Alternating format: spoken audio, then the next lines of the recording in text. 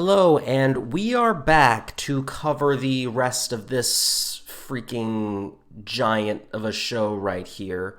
We're going to start with season 6 out of 10, so we're right in the middle, and we're going to get through the second half. This is where it starts to get a bit rocky in terms of some narrative coherence and character consistency and things of that nature. I had heard that it really falls off. Before I started watching it, I had heard that, and I never really got that sense. It didn't completely fall apart at any point. I just thought that it was not. At times, it's not as strong as it was in the beginning as a show. But it remains very good. So the focuses or foci in this season include Lex and Lana are trying their hand at a I guess you could call it a relationship, given that it's with Lex. And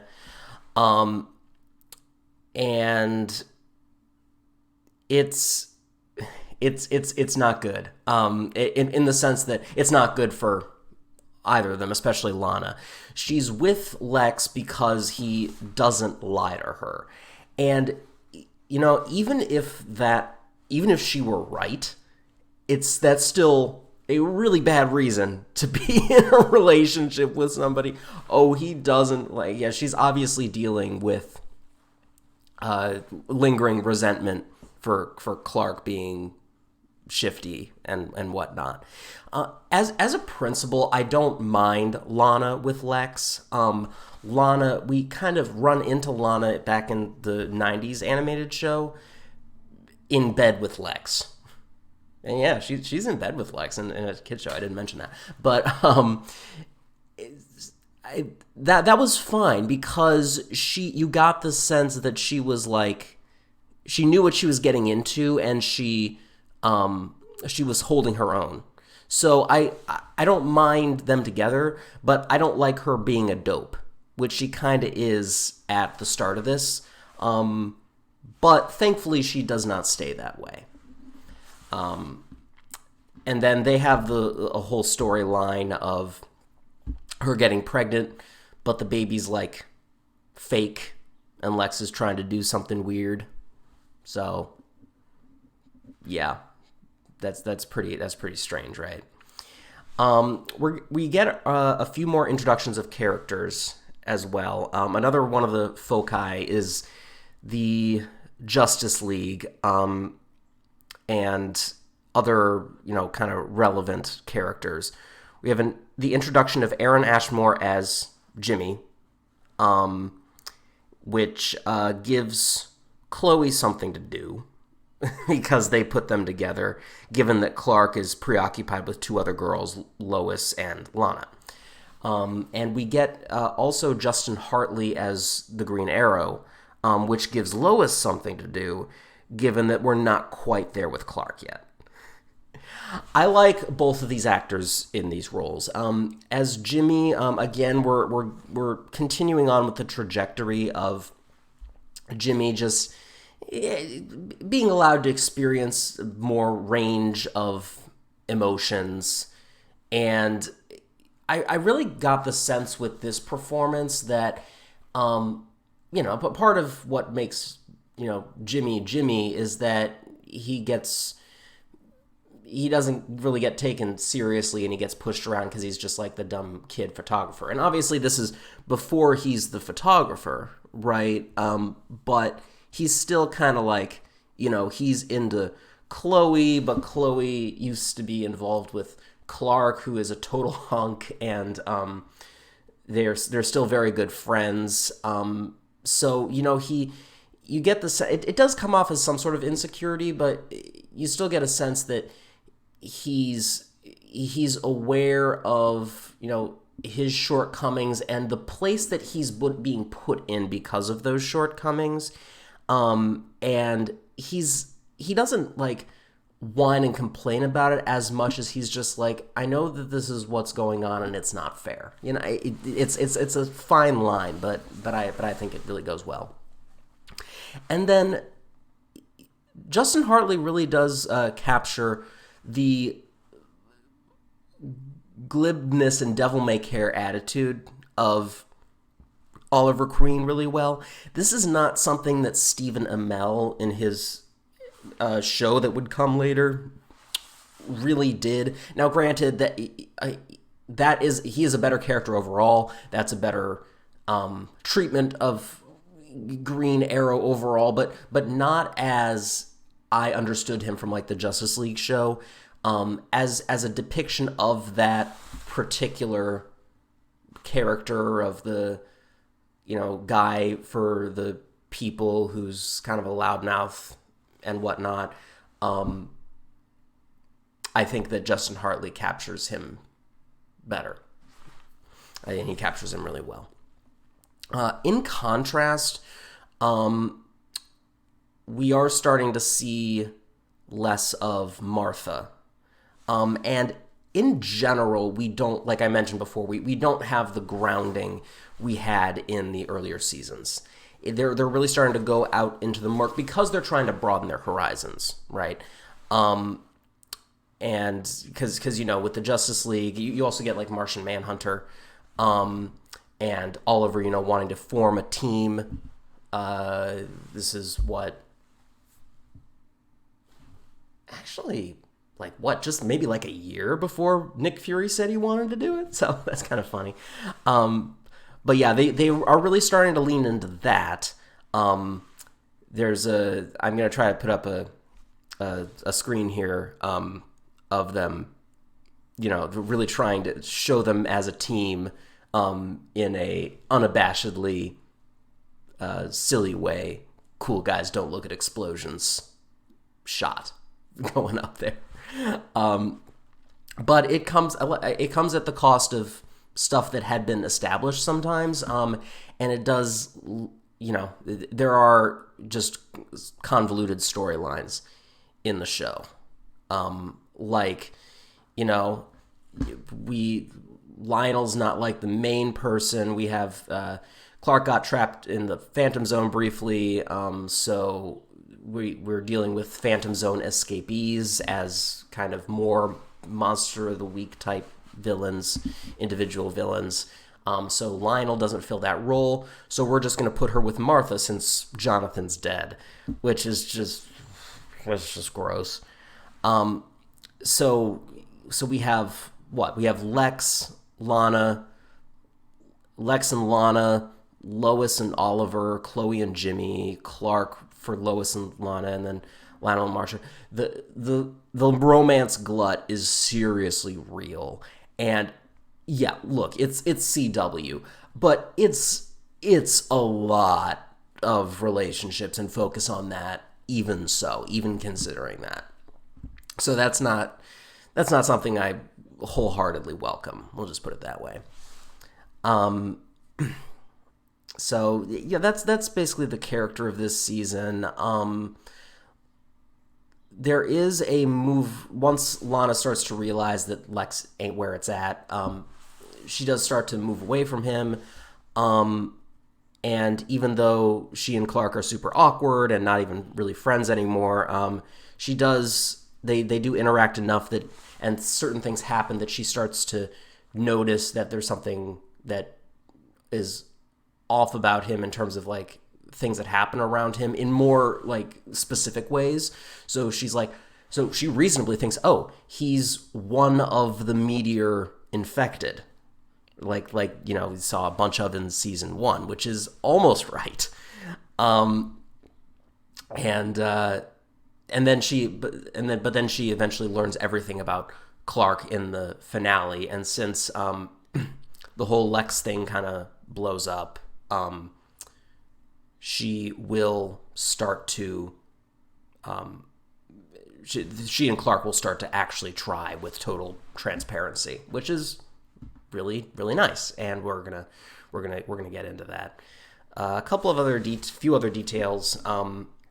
We have an episode called Nemesis, which is basically another version of Mind Games from Superboy. So we get Lex and Clark trapped somewhere, and they have to talk about their shit. And it's obviously very different because they've had a much different history than Clark and Lex did in Superboy. But it is, that's always a recipe for a good episode, and it is a good episode.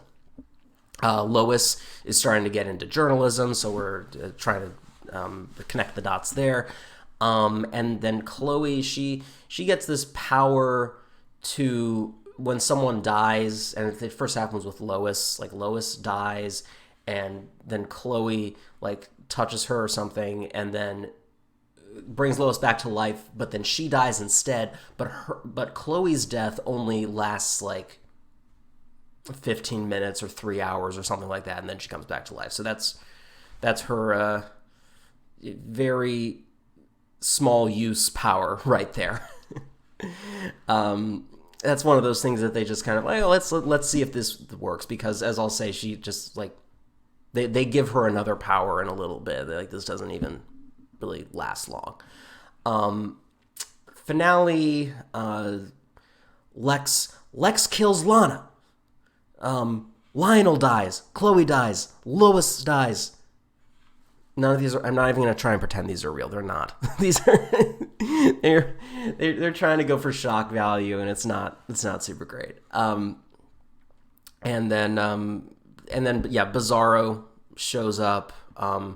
Who's just a phantom from the Phantom Zone who like copies Clark's DNA.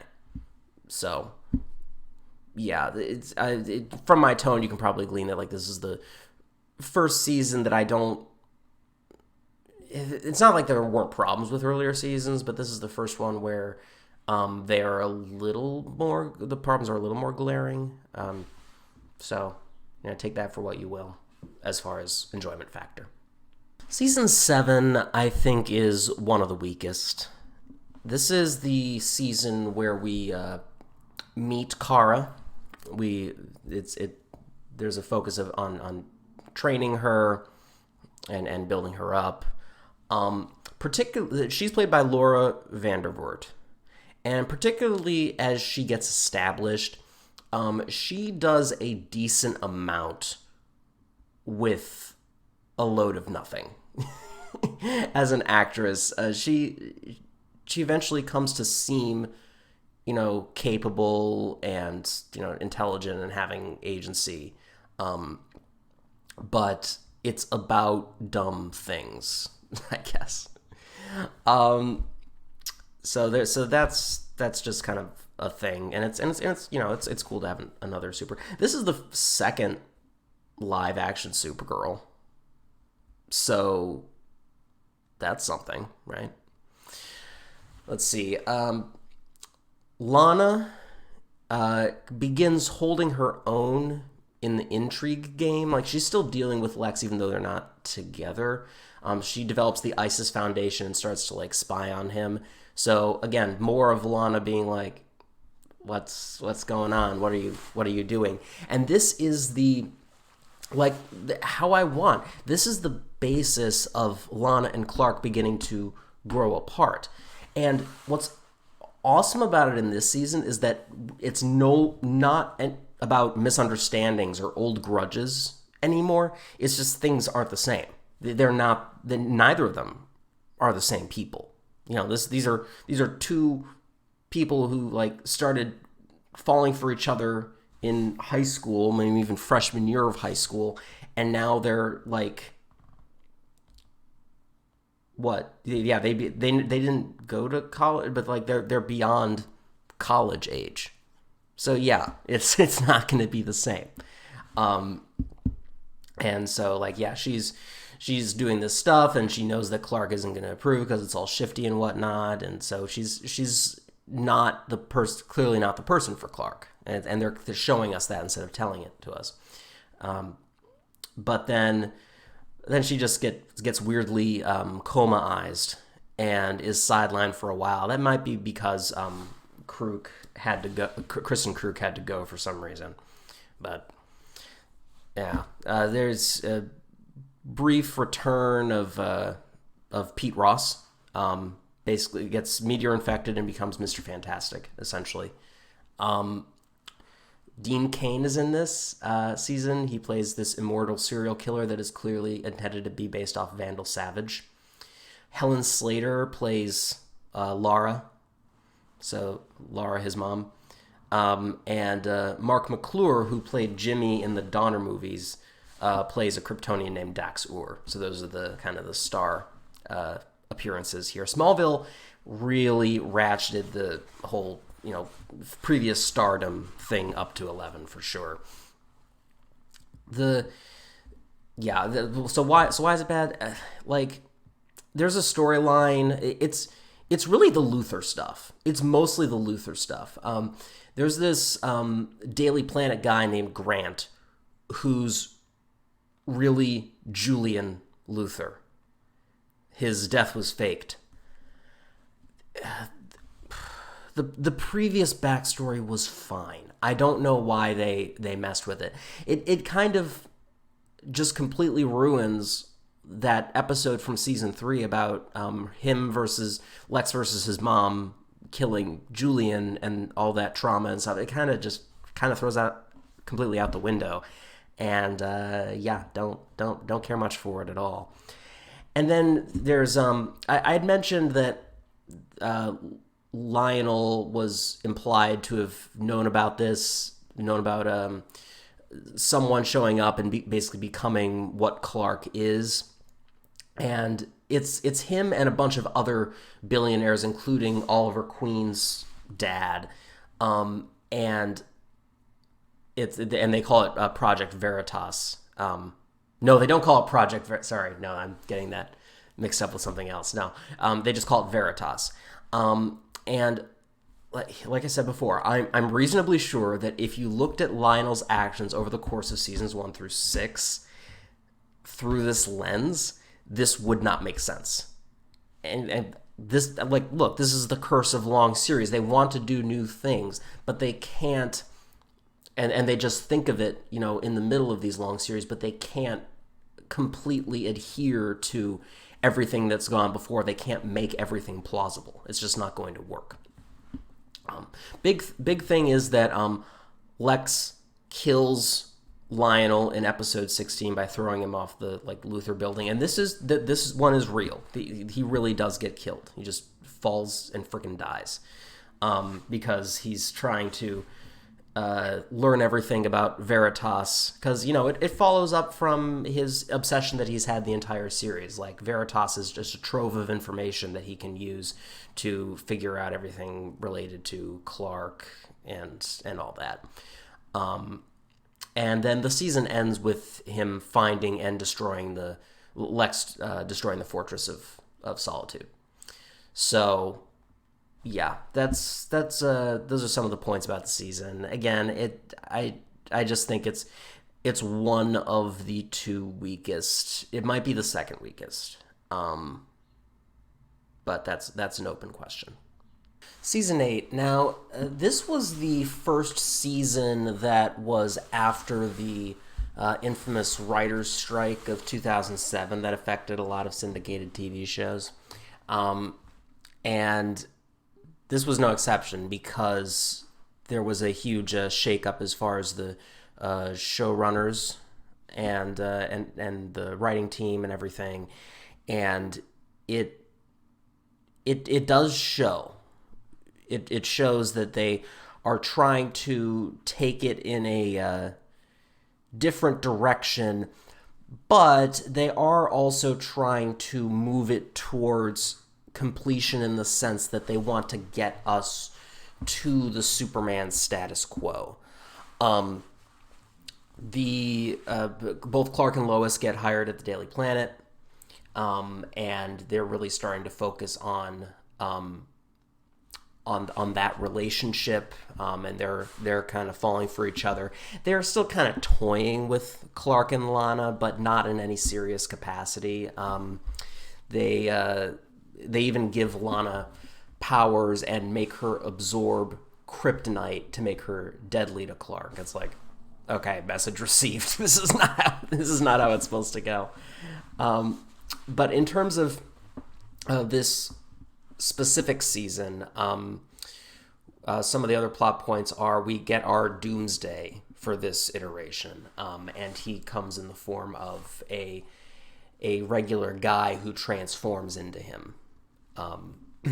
But it's a little more complicated than that. And then Jimmy and Chloe's relationships gets leaned into and resolved as well. And in general, we have this continuation of the Arrowverse test run with a bunch of these alternate DC characters that come in, and accordingly, we keep retreating from series staples. So because Lionel died, we have no John Glover. Lex is presumed dead after the collapse of the fortress, so we don't have Michael Rosenbaum. Kristen Kruk is there, but she's no longer a regular. And less of a staple, but Laura Vandervoort as Supergirl only makes one appearance. So we are... Some characters are definitely falling by the wayside in the interest of creating something semi-new with the new people in charge. But Chloe is still there. She has... I mentioned she gets a new power. She has super intelligence from like some run-in with Brainiac. So she has that now because it is useful in many ways, because it's useful to the plot. There's a point where she and Jimmy break up, and they keep talking about it like that because you might not know it because I mentioned it like that or described it like that, but they get married. They get married and they're like, "Oh, we're gonna break up." These guys be legally bound here, and they are talking like they're still in high school. Like, now we're just breaking up. You got to go through stuff. You know that, right? It's just kind of ridiculous. Tess Mercer as who I think might be a variation on Teskmacher. Eve Teskmacher. She comes out of nowhere seemingly and takes over Luthor Corp in the absence of both Lionel and Lex. So she is like kind of suspect. She's building her own team of Meteor infected. But then they just start to try to tie her into all these different other characters. Like she's been with Oliver. Like she was a part of his early transition from Rich Boy into Green Arrow on their proto-Lian Desert Island. And then it turns out she's Lionel's bastard, which is why she was in the position of like taking over the company. And it's like they really go into making her a regular... Who? Cassidy Friedman, right? That's her name. That name's coming to me. I can check on it. Yeah, so that's kind of a thing. Another thing with Clark that's starting to happen is that the prospect of a double identity at all, which has not really been a thing in this series, that starts to come up. He even, when he goes out to do something, he even changes into the blue shirt and red jacket that I have going on here. So it's the action, at least, of changing into a costume. And then another detail: there's an episode where there's a group of cops that decide to circumvent the legal system and become judge, jury, executioners, and that has Dan Turpin in it. He's originally one of the cops, but he gets turned by Clark, and he turns into a good guy. So that's kind of fun. So I mentioned Doomsday, and I'll end on Doomsday. In this story, he was created as a surrogate son for Zod and Feora. And he's in the body of this paramedic called Davis Bloom. And he's like, kind of got a werewolf thing going on where he's like, oh, I've killed someone. How did that happen? So he wants it to stop as much as anybody. So he's kind of somewhat that's something else with Chloe and Jimmy. Like Clark is maybe a little bit still in the picture, but also she's kind of into Davis. So he gets, so they're like friends at least, and he gets her to kill him with kryptonite because he is susceptible to that being from Krypton, but he just resurrects, and as you know how Doomsday works, now he cannot be killed by kryptonite. He cannot be killed by anything that has previously killed him. It's really terrifying if you haven't heard of that before. So Clark makes a plan to use black kryptonite to split Davis and Doomsday so he can send Doomsday to the Phantom Zone but save Davis. But Tess messes up the Phantom Zone projector, so Clark can't do that because she really wants him to be Doomsday to be destroyed, even though that's not possible. I honestly am not clear on her motivations there. It's kind of annoying. But Chloe still splits them, and instead of sending him to the Phantom Zone, Clark buries Doomsday underground, which is where he comes from in the Death of Superman storyline. So that's a kind of a cool setup there. And then so you're just left with Davis, but the stuff with Chloe meets a fever pitch, and he and Jimmy fight over Chloe, and they kill each other. And I'm like, so you killed Jimmy. Okay. And, you know, I've mentioned a bunch of other fake deaths, and you're like, okay, this is one of those. Actually, no, it's not. It's not. But we'll get into how that can make sense. And then the only other thing that happens is they set up the coming of Zod, which we'll talk about in Season 9.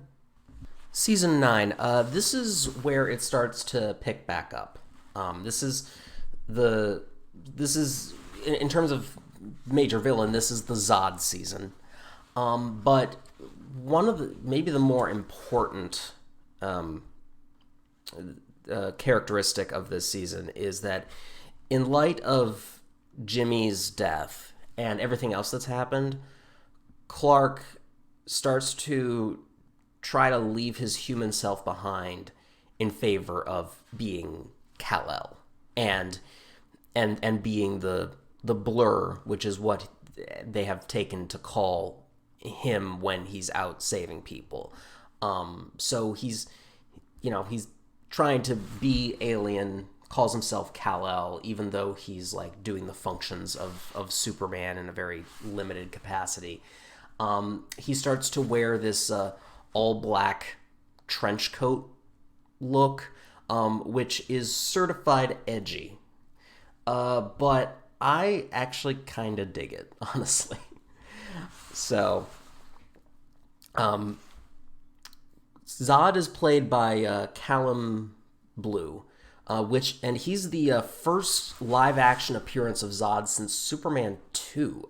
I am 99% sure. He starts with this incarnation. He starts to become a much more common villain in these iterations. But even though this is a younger version, Major Zod. So we get him and all of the Kandorians that he fought with, and they have joined him on Earth coming through. The portal has something to do with the Phantom Zone. At the end of Season 8, something to that effect. But we get more than that. We get Emil Hamilton, Dr. Hamilton, played by Alessandro Giuliani. We get the Watchtower, JSA, Checkmate, along with Amanda Waller. Brian Austin Green playing John Corbin, the second appearance of Perry White, and even the Wonder Twins. So they are throwing a bunch of stuff, and it's this actually isn't so bad because they are not they handle them well. They don't seem extraneous or too much into the story. It's a good balance. And this is where Jor-El, who's, again, been extremely present throughout the series, actually makes a physical appearance, and that actor is Julian Sands. How does he do it? Reasons. I honestly forget. And by a similar token, Oliver, given that so few OG series regulars are remaining, he gets more of his own stories. And then we have more Clark and Lois. They kiss, they get closer, they start dating, and she, after dealing with phone calls from the Blur, eventually in this season, she does find out the secret. So we are going to get a bit of Clark and Lois partnership as far as, doing the work of what will be known as Superman. So that's pretty cool. The Zod storyline. So Lois gets sent into the future and then comes back at the beginning of the season. And Clark finally accesses her memories from that time, which have been suppressed in episode 9, which is called Pandora. Opening Pandora's box of these memories, I suppose. And in that future, or potential future, we see this, like, the suns turn red, and Zod and the Kandorians have, successfully stripped Clark of his powers, and they are, they totally control the world. And then there's like this showdown between Clark and Zod. I swear to God, it happens so often that these mid-season flash forwards are better than the climax that actually ends up happening. And it's kind of frustrating because they put a strange amount of effort into that episode, and then then they throw something else at the wall. At the end. It's really weird. But the effect of this is that Clark realizes he has to befriend Zod and the Kandorians so he doesn't set Zod down a bad path and help create that future to happen. But even though he realizes that, instead he just acts pig-headed and sabotages all of their attempts to get powers like him. It's like, which is a totally reasonable request. Like, why do you get to have this and we don't? But I will say that's not necessarily out of character for Clark to act that way. And not even this Clark. I think just Clark in general. And then after doing that, he has to go ahead and, because he still can't let lives be lost, Zod dies and Clark resurrects him with a blood transfusion, which has the side effect of giving Zod powers. And so Zod can share his blood with all of his allies to give them powers as well. So it kind of happens. Then a couple of minor things. Clark gets glasses for 2 seconds and then doesn't wear them after that. There is this character called the Red Queen, which who the Red Queen is a really good twist. It's well set up, and I guessed it shortly before the reveal, which is always the balance that I want to strike. Being completely surprised is actually not so bad, but I do like guessing it, but I don't like guessing it being so obvious that I guess it way, way, way before it gets revealed. And so then in the end, Tess is pronounced dead. She's killed by Zod. That is, I think, fake. Clark uses the Book of Rao to send the Kandorians away. And it's actually pretty clever how Zod attempts to avoid that. We have been introduced shortly before this to blue kryptonite, which is just like a removal of powers. So it doesn't poison, it doesn't make sick, but it's basically red sunlight in kryptonite form. But how they chose to interpret it is that it not only takes away their powers, but it also changes their physiology when it's around. So they're just not. It's not that they're non-powered Kryptonians. They're just not Kryptonians, which is a little more ridiculous. But that's comparing molehills here. But anyways, because the Book of Rao is designed to send Kryptonians through this portal, Zod is just like, okay, I'm no longer. I have this blue kryptonite. I'm not Kryptonian, so it doesn't get me. So that's pretty cool. And then it is subsequently clever how Clark wrests away the blue kryptonite and stabs himself and falls off a building. So that Zod, I don't know why he had to stab himself actually, so maybe that part's not clever, but it makes it so that Zod can't get it back and he gets sucked up into the portal. So, yeah, this season was pretty good.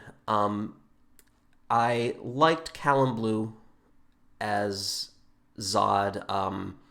I will have to compare him to some others that come up later. Hard to compare him to Terrence Stamp because I don't know. He's just kind of his own. They tried to do something different with Zod after him, so he's kind of in his own realm there. But yeah, this is a solid season. That's more of a return to form. And finally, we have season 10. Season 10 has a dark force, which is Darkseid. That's what it focuses on. And I had heard that Darkseid was going to be in this prior to watching, but I had thought, and I thought I even saw footage that was about this. But I thought that it would be Darkseid is like crappy CGI in like an episode or two, where he's just one of the many characters that are brought up. But they really more have the idea of Darkseid throughout the season, which is much, much better. Plus, Clark's darkness is also they say that it's the source of the worst case scenario, which is that he doesn't stay enough of himself to chase away the darkness that is coming. And this gets really resolved pretty early on in what might be the best episode of the series, called Homecoming, episode 4. This is Clark and Lois going back to the high school, which she's able to do because, as I mentioned, she was there for 5 seconds, but she is technically an alum. But she's also surprised that no one really cares about her. It's really weird. It's like you know that this is on a technicality, so why are you upset? But anyway, there are so many callbacks because of the school setting. You see the place where we saw Clark and Lana for the first time, where she dropped her books and he helped pick them up. We see the torch, which the Wall of Weird, all of the posters of the things that had happened over the years is not there, but and then the technology from like IMAX has been upgraded to modern stuff. So that's all really great. But what happens in terms of plot is Brainiac 5, which is a well-established in the canon, a well-established future version of Brainiac who is good. So basically, the T-800 after the first movie. He's also played by James Marsters as Milton Fine, but Yeah, he's really Brainiac 5. So he appears to Clark and takes him on a journey to try and coax the darkness out of him in a rather reliable Christmas Carol format. So he takes him to the moment where Jonathan dies, and it's kind of becoming clear that has been entrenched in him for a very long time, and it's kind of what's fueling his darkness, because he is living in fear, living in the past, and he feels so guilty. And Brainiac 5 helps cleanse that guilt by showing him, look what agency he had in putting himself in danger by exerting himself because he wanted to protect you. He was making a show of strength to Lionel because he wanted to protect. But the point is, it was him. He did it. Jor-El might have pointed out like some sort of law of the universe that was going to happen, but Jonathan, in the end, it was Jonathan's choice. So, and then for the kind of the present, Clark realizes he has to be present, LOL, by Brainiac 5 saying, look, this is where the cracks are showing between you and Lois. You have to be there, and you're not there right now. You are too preoccupied with the past and the future. And then he doesn't initially intend to go to the future, but we do go there because of some hodgepodge with his Legion ring, and we get to see a glimpse of the Superman status quo in that future, which is great, especially when Tom Welling meets himself in traditional Clark Kent garb with the glasses and the trench coat. And then Lois is there, and she's aware of everything, and she's helping out, and they're together, and they're married, I think. We don't get to see Superman, but Superman does happen, and they do a sort of closed time loop thing, where the future Clark knew that past Clark would show up because he showed up before when he was past Clark. Sorry if you're not accustomed to teasing that stuff out, but that's how it goes. And then at the end, Clark kind of rekindles that wavering relationship with Lois by, it's such a good episode. It's so good, especially the line from Brainiac. A hero is made in the moment, not from questioning the past or fearing what's to come. Just remember that, Kal-El. Very, very good.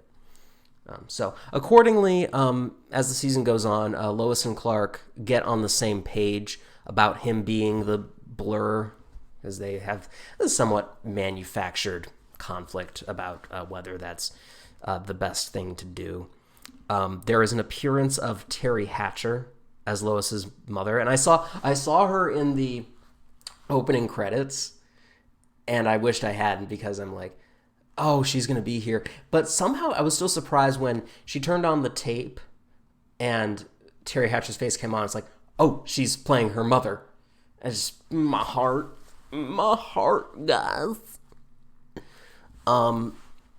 So the way that the plot continues on is Lex is still alive. He has a lot of clones. And the primary Lex is represented by clone LX-15, who also has Clark's DNA, and he eventually becomes Connor Kent in a weird twist. They do manage to bring John Glover back as Lionel because they go into an alternate universe and pull him from there. This is a universe that is supposed to show the danger of the darkness taking over. And we get more of that because there's this Vigilante Registration Act, Civil War, anybody.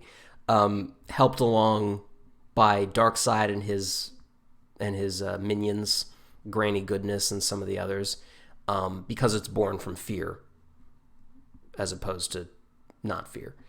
And Oliver is turned to the dark side, and he is manipulated into destroying Orion's bow because it was supposed to be able to defeat Darkseid, and it turns out it could have defeated Darkseid.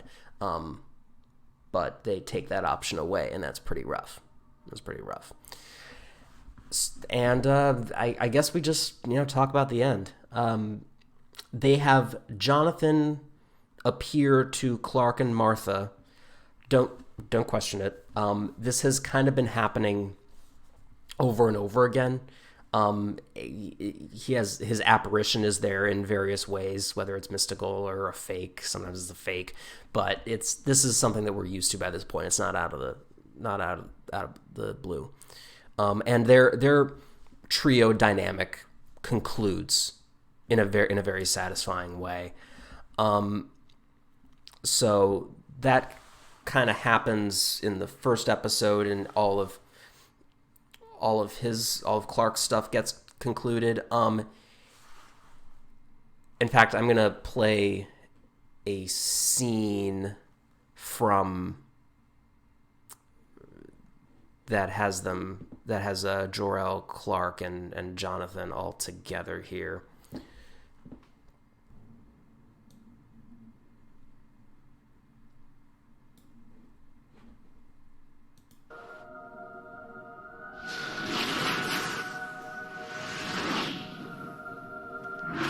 Your journey has come to an end, Kal-El. I shouldn't have tried to push away my Kryptonian side. My strength is accepting it. Accepting you. You honor me. A father's pride cannot be measured in words, but know that I am proud of you, son. You have no idea how long I've waited to hear you say that. We have been down a long road together, Kal-El. One paved with difficult trials. Those trials are behind you now.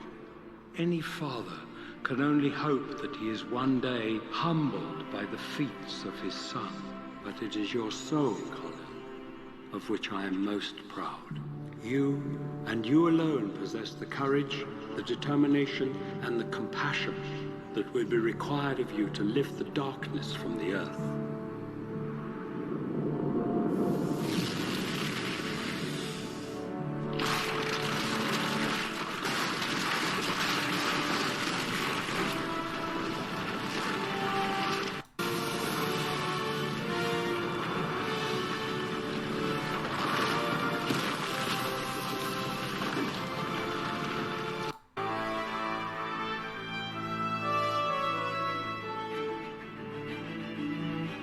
I ask you to remember Looks a lot like Brandon Routh's one later thing. suit. Your abilities may be of my blood, but it is your time in Smallville with Jonathan and Martha Kent and all the people there that made you a hero, Kal-El.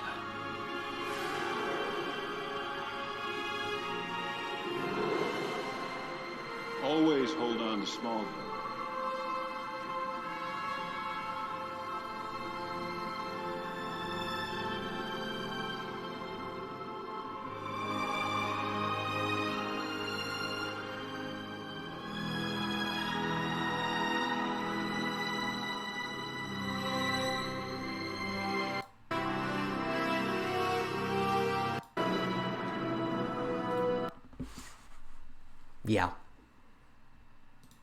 Yeah, so that really brings it all home. I will defend Jor-El. I think that he was being an incredibly loving father in the way that a Kryptonian can be. It's through like distant guidance. I think you can hear it in his voice that he's finally like, we've arrived here. I can kind of tell you how I feel at this point. I wager it wouldn't have been much different even if he hadn't been a disembodied voice. If he just happened to, ironically, embody the distance that a Kryptonian father is at. But yeah, Clark learns not to jump to absolutes, essentially. So people hurt you, suppress your humanity. Is the past holding you back? Oh, you forget it entirely. No, do it. None of these things. Stop overreacting. So, yeah. And then plot-wise, so what? Lionel sells his soul for Lex's life after he tries to do it a different way by transplanting Tess Mercer's heart. So Darkseid possesses Lionel. Clark fights Lionel's side. It's implied that all Jor-El's guidance has led up to this moment. In finally stopping everything, Clark finally flies on his own and puts on the suit. We don't get to see him completely because they're still trying to be coy, but that is what happens, and it's still satisfying. So now Lex is alive again, but Tess in her last moments steal his memories in order to get us to the status quo. Like, we can't actually have him know Clark's identity, have grown up with him, have known him for years. That's not going to work, obviously. So then they cut to 7 years later. Jimmy's younger brother is Jimmy. So the guy who died was Henry James Olsen. And his younger brother, who's also played by Aaron Ashmore, is James Bartholomew Olsen, which has more been his, like, that is his official name. That has been his official name over the years. Which that makes sense because Jimmy and Chloe and Clark and Lois were all of an age, right? And Jimmy's not supposed to be of an age, right? So it being a younger brother does work. Maybe that's why they did it in the end. Yeah. And it ends with the John Williams theme, the proper S on his chest, and the outro credits from Superman 1. It's like, yeah, we are bringing it back here. And there you have it. There it is. So, where is it? It embodies some of the best that Superman offers. So, but it has those sag points that I mentioned. And it's like, if I put it up here, and it's not like I put it at the top, I guess, so I could say that it's not at the top because of those, but S means, like, really there's nothing seriously wrong with it, and I can't say that. It has some, like, B-ish, C-ish stuff, but it at its core, it is so good.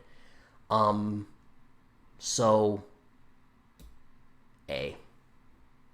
That whole thing comes out to an A.